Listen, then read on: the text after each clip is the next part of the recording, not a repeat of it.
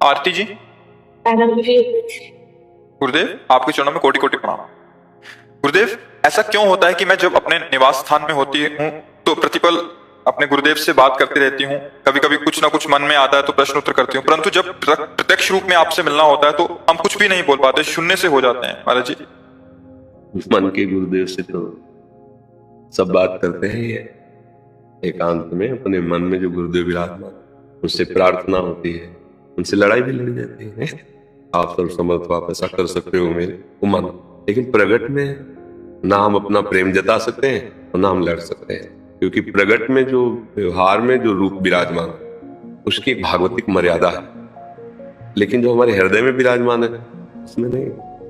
तो हृदय में विराजमान गुरुदेव से हम प्यार करते हैं, देखो ना, जैसे मना वैसे उनसे बात कर लेते, उनसे लड़ भी सकते, लेकिन प्रगट में जाके आपकी नहीं हमारी भी जाके बस प्रणाम करके ऐसे ही। अगर वो और तरफ देख रहे हैं तो उनको देख लिया, अगर हमारी तरफ देख रहे तो ऐसे मर्यादा है। गुरु साक्षात परब्रह्म, प्रगट में हम दास स्वरूप से हैं, लेकिन अंतर में हमारे सब स्वरूप नहीं है। वही हमारी माता है, वही हमारे पिता है, वही हमारे मित्र है, वही हमारे स्वामी है। तो हम मित्रवत भी व्यवहार करते हैं, अंतर में स्वामी है तो दासवत भी भाव है, माता पिता है तो उनसे लड़ भी लेते हैं।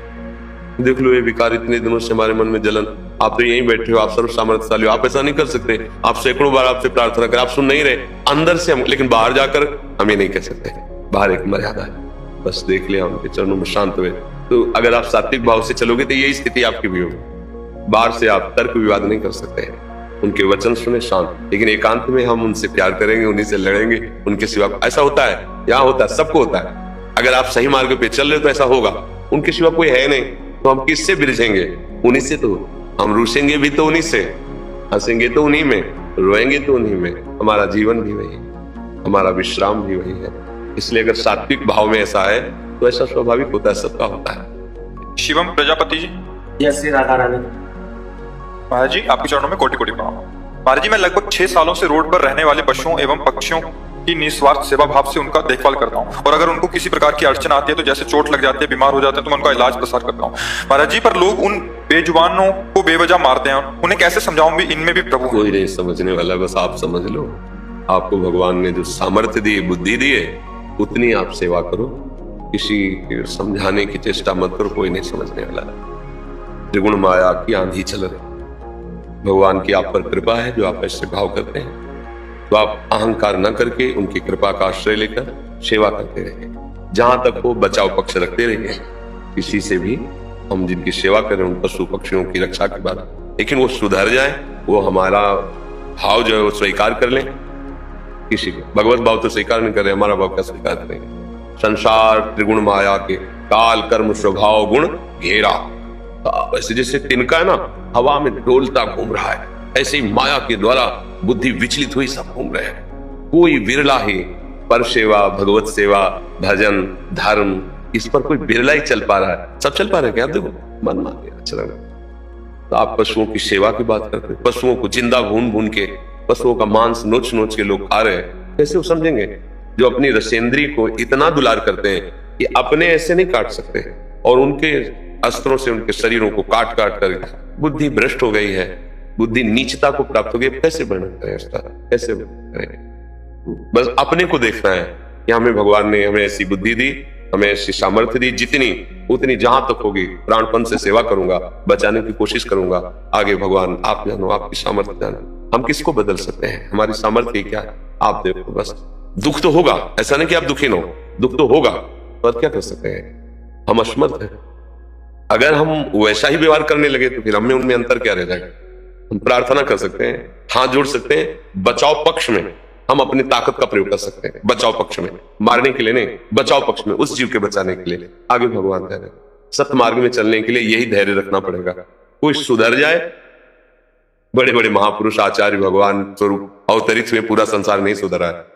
जो सुधरना चाहे वो सुधर गया, जो सुधरना ना चाहे तो उनके पास रहकर भी नहीं सुधर पाया। ये संसार बच्चा, ये महान दुखमय है। जितना बन सके परोपकार करो, नाम जप करो, और सर झुका के निकल चलो, इस संसार से निकल चलो। यहाँ अगर हम सुधारने की कोशिश करें ना, कि सबको हम सुधार देंगे, असंभव, असंभव नहीं हो सकता। सुधरना जो चाहे तो 1000 कोस दूर बैठकर हमारी बात सुनकर सुधर जाएगा। सुधरना ना चाहे तो रात दिन पास रख करके भी हम उसे सुधार नहीं सकते। अब यह है कि भगवान का ये त्रिगुण मायामय खेल है, उन्हीं के ऊपर समर्पित कर दो कि आप देखो, आप जितनी सामर्थ्य दी उतनी सेवा कर रहे हैं, पर हमसे सहा नहीं जा। जिसे अभी पहले बैच में जो एकांतिक में था हम यही कह रहे थे, कभी कभी मन निराश हो जाता है जब समाज की उद्दंडता का स्वरूप देखते ना, कि बहन बेटियों के साथ ऐसा, पशु पक्षियों के साथ ऐसा, लगता है क्या है, कैसी बुद्धि भ्रष्ट हो गई है। चाहे जिस भगवान को मानो उसी का तो सब परिवार है, वो भी भगवान के साथ जिसके 10-5 लोग हों और सब ना हो, वो भगवान नहीं कहा जाता। भगवान वही होता है जिसका संपूर्ण संसार है। चाहे आप जो नाम लो, अंग्रेजी में ले, उर्दू में ले, हिंदी में ले, उसके नाम अनंत है, उसकी भाषाएं अनंत है, लेकिन वो एक महामहिम है जिसकी सब संतान है। भला एक बच्चे को फूल देके और दूसरे को सूल मार दो तो पिता प्रसन्न होगा क्या? ऐसा कोई धर्म तो हमने आज तक पढ़ा नहीं कहीं किसी ग्रंथ में। मनमानी आचरण, एक धर्मावलंबी दूसरे धर्मावलंबी की निंदा करता है, दूसरे धर्मावलंबी का हिंसा के द्वारा दुख पहुंचाता है, मार रहा है, पीट रहा है, ये सब क्या बुद्धि में? ये बुद्धि ही तो गिर गई ना। तो हम सोचे कि हम समाज सुधार लेंगे। आप पूरी समाज की रचना करने वाले और सर्व सामर्थ्यशाली हो। आपकी ये त्रिगुण माया है, जितना बल दिया है मन से, वाणी से, कर्म से, हम यही चेष्टा करेंगे सबको सुख मिले, सब आनंदित हो, सब स्वस्थ हो, सबकी बुद्धि ठीक हो। तो क्या आप जानो प्रभु, मेरी सामर्थ्य आप हो, हमारी सामर्थ्य नहीं, हमारी सामर्थ्य आप जैसा चाहो। इसी में शांति है और यही सत्य विषय है। नहीं सुधर सकता, नहीं सुधर सकता।